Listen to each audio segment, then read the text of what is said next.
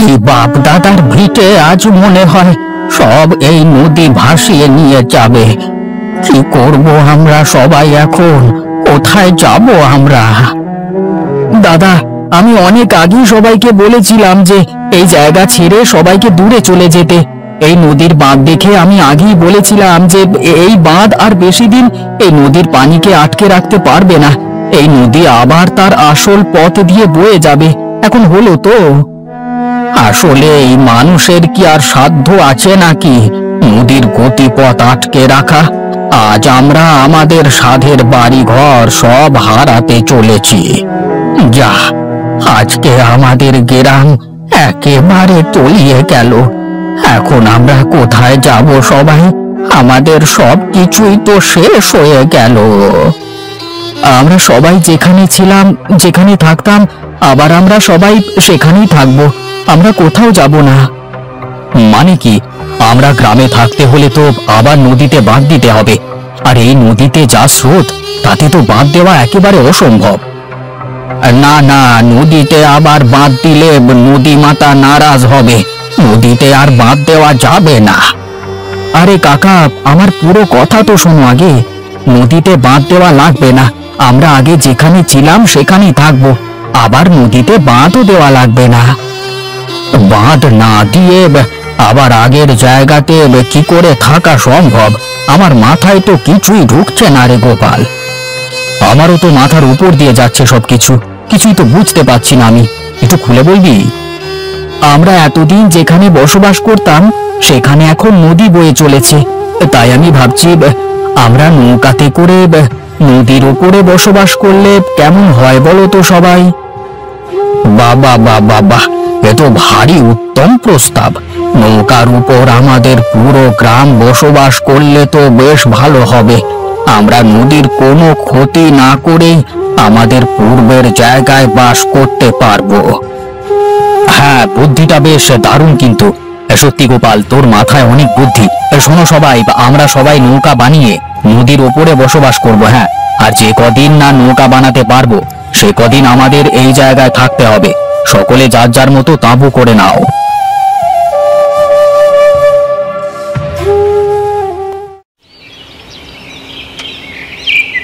তা গনাইদা, তোমার বেচা কেনার কি খবর?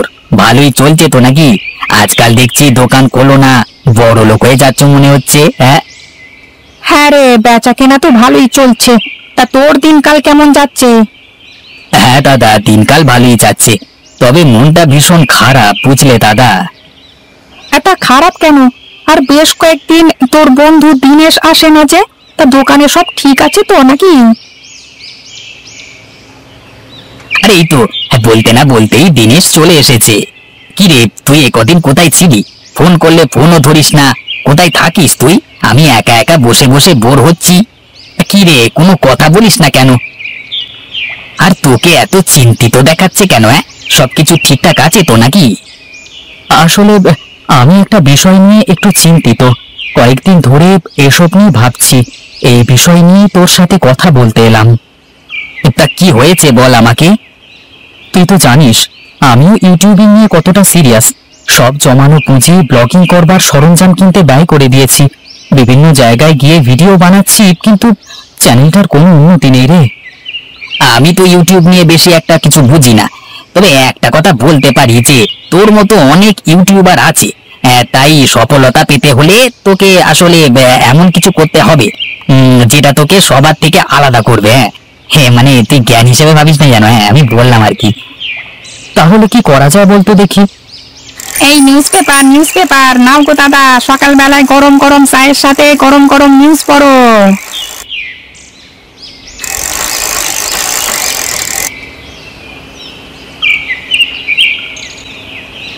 বাহ, বেশ ইন্টারেস্টিং ব্যাপার তো। এই দিনে সে নিউজটা দেখ একটু, বেশ ইন্টারেস্টিং লাগছে তো ব্যাপারটা। এই নৌকার উপরে গ্রাম, বাহ বেশ ইন্টারেস্টিং তো ব্যাপারটা।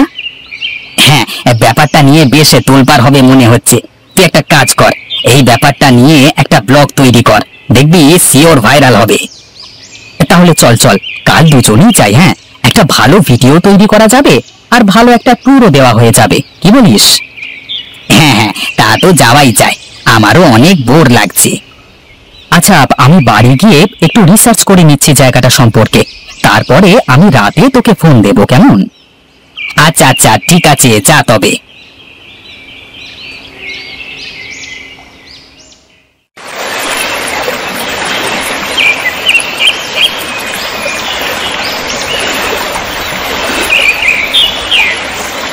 যাক, অবশেষে নদীর আশীর্বাদে আমরা আবার আমাদের পূর্বের স্থানে বসতি করতে সক্ষম হয়েছি।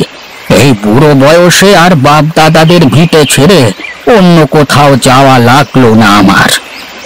এই সব তো গোপালের বুদ্ধিতে হলো। সত্যি করে গোপালের মাথায় অনেক বুদ্ধি আছে, ওর জন্য আজ আমরা আমাদের পূর্বের স্থানে আবারও বসতি করতে সক্ষম হয়েছি। সব তো হয়েছে, কিন্তু একটা বিপদ তো এখনো আমাদের মাথার উপর ঘুরছে। এটার কি করব কিছুই তো মাথায় ঢুকছে না আমার।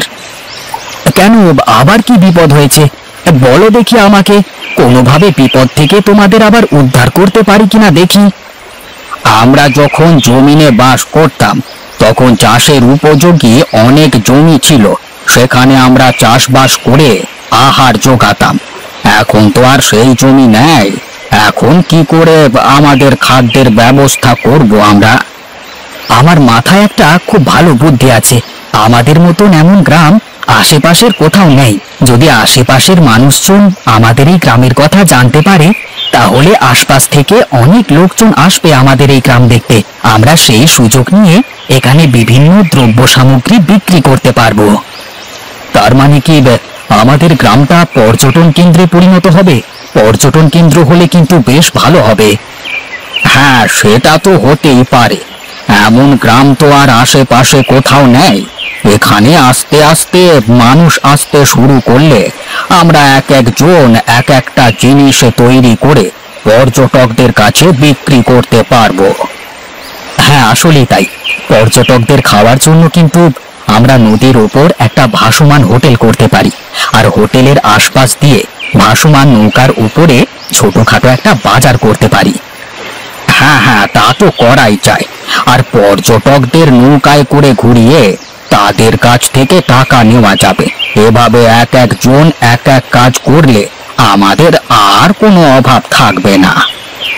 আচ্ছা, ঠিক আছে ঠিক আছে, তাহলে আর বেশি দেরি না করে চলো তাড়াতাড়ি সবাই মিলে কাজে লেগে পড়ি। হ্যাঁ হ্যাঁ, চলো চলো, সবাই চলো তাড়াতাড়ি।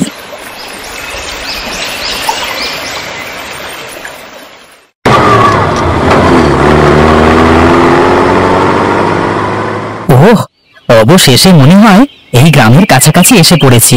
ওই পেপারে যে নিউজ করেছিল তার সাথে কথা বলেছি। এখান থেকে আমাদের হেঁটেই যেতে হবে। এই রাস্তায় কোনো গাড়ি ঘোড়া পাওয়া যাবে না। বেশ বেশ, চলো তবে দাঁড়িয়ে না থেকে হাঁটতে শুরু করি আমরা।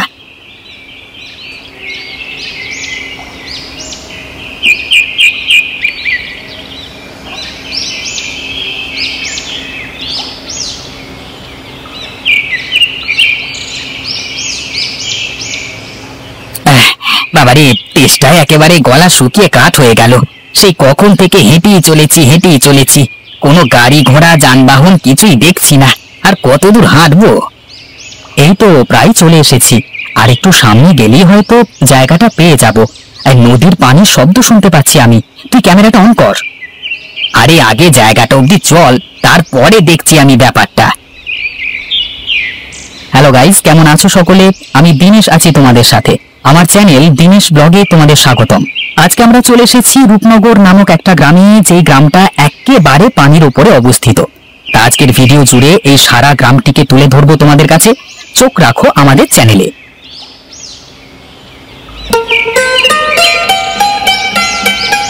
এই যে ভাই, আপনারা কি শহর থেকে এসেছেন নাকি? আসুন আসুন, আমরা গ্রামটা আপনাদের ঘুরে দেখাই।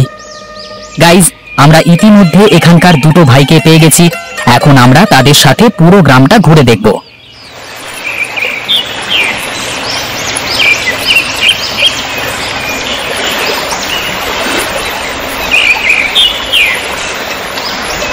ভাই, আমরা তো আপনাদের সারা গ্রাম ঘুরিয়ে দেখালাম।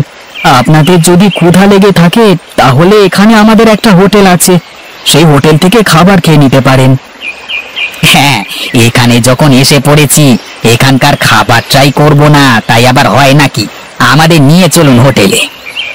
আচ্ছা ঠিক আছে ঠিক আছে, নিয়ে যাচ্ছি আপনাকে।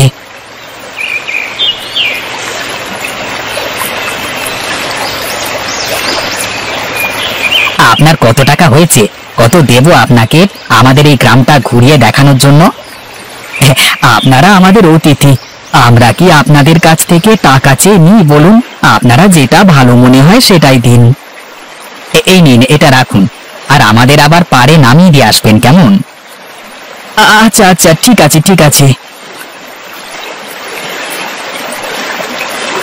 এই নবীন, দেখ দেখ ভিডিওর ভিউজ কেমন বেরিয়ে চলেছে। মাত্র ভিডিওটা বানালাম, এর মধ্যেই মিলিয়ন ক্রস করে গেছে ভিডিওটা, দেখ। কি তোকে বলেছিলাম না, এই কন্টেন্টটা নিয়ে ভিডিও করলে অনেক ভিউজ হবে। হ্যাঁ তাই তো দেখছি রে, এটা নিয়ে মানুষের যে পরিমাণ আগ্রহ, তাতে কিছুদিনেই এই গ্রামটা ফেমাস হয়ে যাবে আর একটা পর্যটন কেন্দ্র হয়ে যাবে, দেখিস। হ্যাঁ হ্যাঁ, তা কিন্তু তুই একদম ঠিক বলেছিস।